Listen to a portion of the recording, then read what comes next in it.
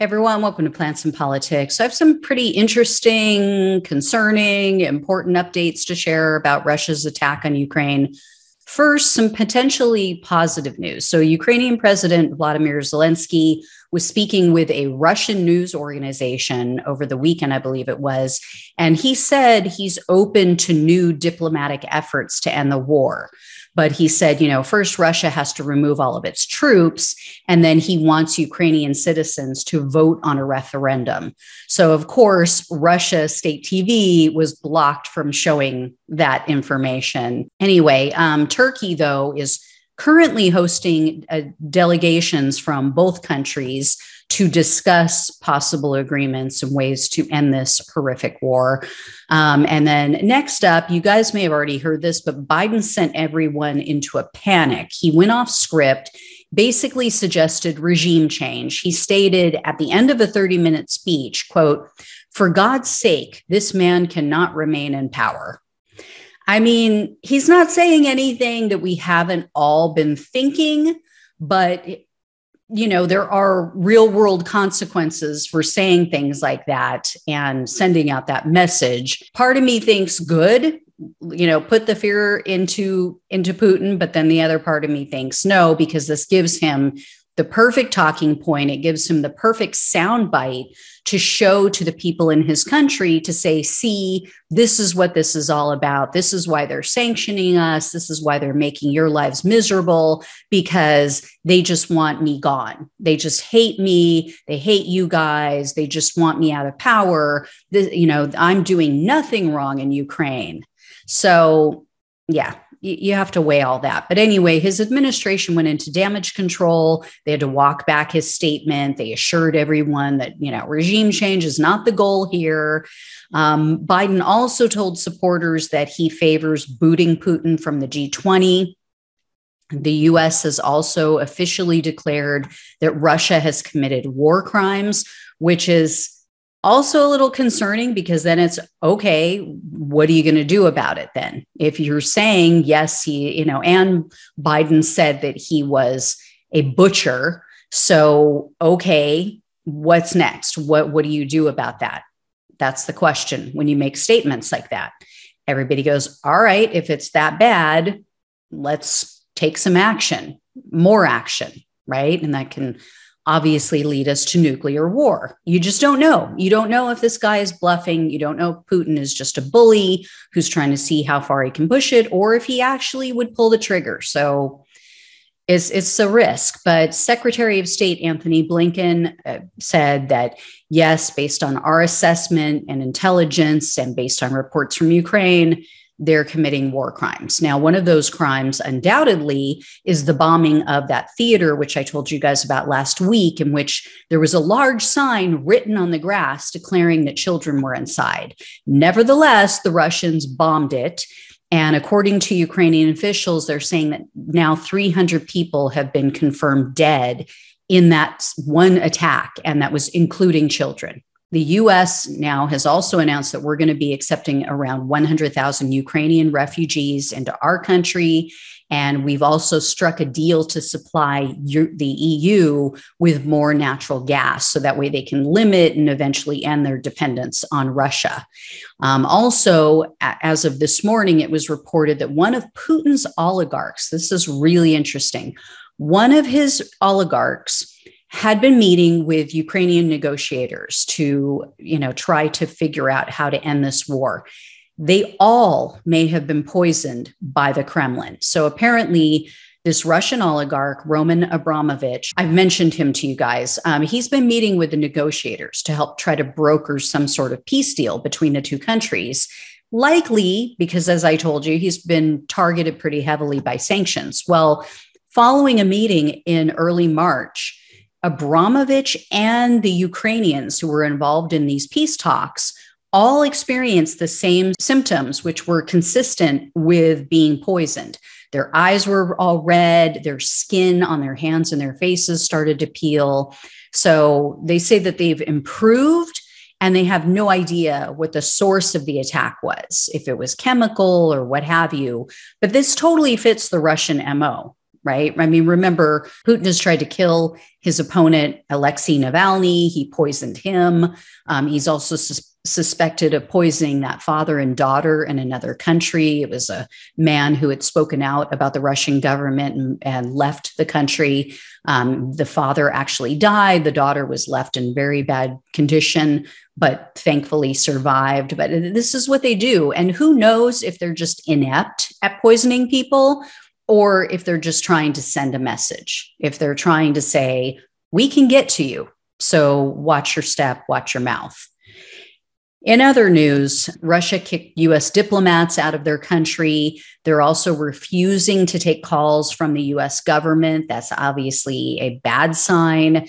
A lack of communication can easily lead to an escalation. And then in addition to all of this, there were 2 suspected spies who were arrested in the city of Lviv in Ukraine after Russia launched long-range bombs from one of their ships that was sitting off of their coast. It hit a fuel storage facility and a military supply depot. So Ukrainian authorities say that these 2 men are suspected of espionage because they say that they were sending information to the Russians. So we'll see where that goes. Poland also announced they've expelled 45 suspected Russian intelligence agents that were working in the embassy in their country. They notified 44 out of the 45 that they had 5 days to pack up and leave. They singled out one specific man, though, that they said was dangerous, and they told him that he had only 48 hours to get out. Another man with the last name of Alexandrovich, he was arrested in Ukraine for posting military positions on TikTok, but with him, it appears that he just made a mistake. Unfortunately, it was fatal. Alexandrovich is believed to be responsible for last week's bombing of a shopping mall. I think it was last week. I'm kind of losing track, but that was one in the city of Kyiv, which left 8 people dead. So following his arrest, he apologized and he urged others to, quote, not put stuff on TikTok.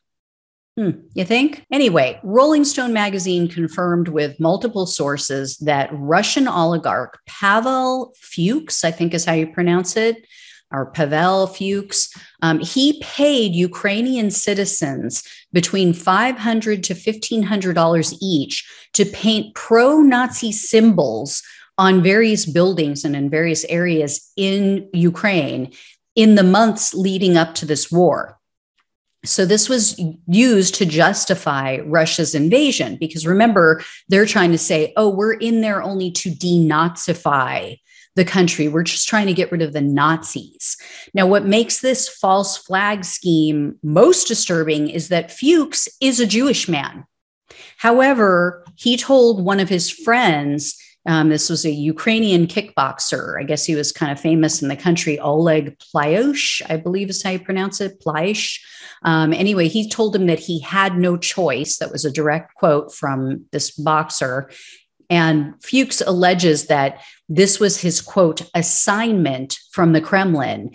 And basically they told him, if you want to keep your businesses up and running, this is what you have to do. But some Russians are saying, no, we're not willing to do Putin's bidding. We're not going to put up with the sociopathic actions by this madman. So a man named Anatoly Chubais, he was the special envoy for the Kremlin for international affairs.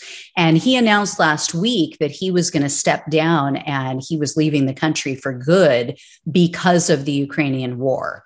Unfortunately, from what I've read and from what I've heard, he didn't really have any sway in the country. He was, like, at this point, just a figurehead. So not that big of a deal. But in addition to Chubais, a couple of Russian state TV news anchors have quit their jobs. They've moved out of the country and have now spoken out. Most crucial, though, some Russian troops are saying, we're done with this. This is just a bunch of BS. There was an intercepted call between a soldier whose name they obviously didn't publish, but there was a call between him and an acquaintance or a friend of his. Well, in that call, the soldier said, quote, basically, it's a shit show here. I'll put it that way. He also told his friend that the Ukrainians, quote, tore apart a column of Russian soldiers that had been sent with his unit. The soldier also said that about 50% of his unit was suffering with frostbite on their feet, but, quote, they don't plan to treat them in the hospital. And he mocked a general lieutenant, I guess is what they call him. He initially told them, I guess, that the war was going to be over within hours after the invasion. So he said, we all know this is going to be over within hours. And the soldier also said that some of the troops have vests, but they have no armored plates inside of them. And so they're complaining to their superiors, and their superiors are like, oh, just tough it out, be a man. And then he recounted how dead soldiers had to ride in the vehicles with them for 5 days because they weren't able to send their bodies back to Russia. And they didn't elaborate and say whether that was, for logistical reasons or because they were under attack. I don't know. But the soldier also said that even though Russian state TV was claiming that they were making gains, they were surrounded on all sides by Ukrainians. And he described Russia's invasion as a, quote, madhouse and, quote, bullshit. In addition to that irate soldier, there's also a report out there about another soldier who purposely ran over his commander with a tank. So the soldier allegedly blamed his commander, it's Colonel Medvedev, for the death of his friends. So they say that he waited for the right moment and then he just mowed the guy down. And Medvedev is now said to be recovering in a Belarus hospital, and he has injuries to both of his legs. So he didn't kill him, but he injured both of his legs. I mean, it seems like if you're going to do something that crazy, if you're going to run over someone like Medvedev, and then you've got to face Vladimir Putin after that, you better go for the gold. You better make it count. I'm just saying. In other positive news, Anonymous announced on March 23rd that they had hacked into Russia's central bank. And they said that they'd be releasing 35,000 documents within 48 hours. So they should be out there already. And that they include secret agreements. Anonymous also hacked and leaked a Russian document that purportedly contains an order to, quote, film propaganda videos in order to discredit the attitude of Ukrainian forces to POWs. I don't know exactly what that means. I don't know if they're going to try to make it look like they're abusing the POWs or what. Since I don't speak or read Russian, I can't tell you exactly what the document said, but they did post that on Twitter. In addition, they announced yesterday that a group affiliated with Anonymous had hacked and gathered 870 gigabytes of data from VGTRK.